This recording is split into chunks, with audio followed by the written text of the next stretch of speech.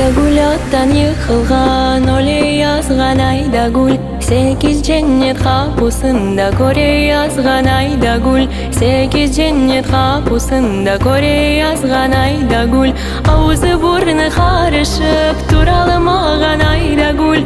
Сүйген атын айланып көраламаган Айдагүл. Сүйген атын айланып көраламаган Айдагүл.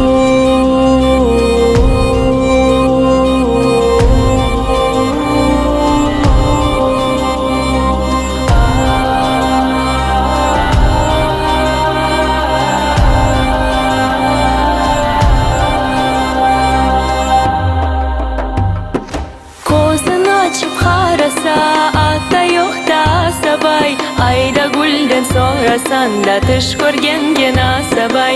Айдагүлден сорасан да тыш көргенген асабай.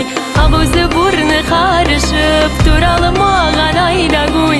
Сүйген атын айланып көраламаган Айдагүл. Сүйген атын айланып көраламаган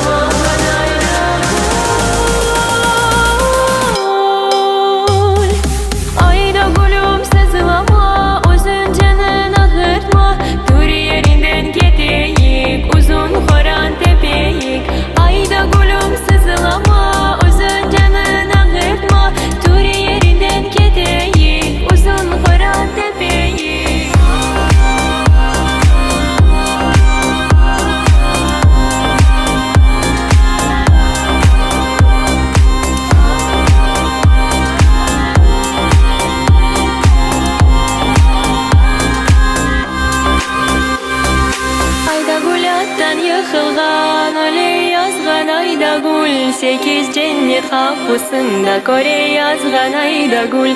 Sekiz cennet kapısında köre yazgan Aydagүл. Aydagүl attan yıkılgan, öyle yazgan Aydagүl.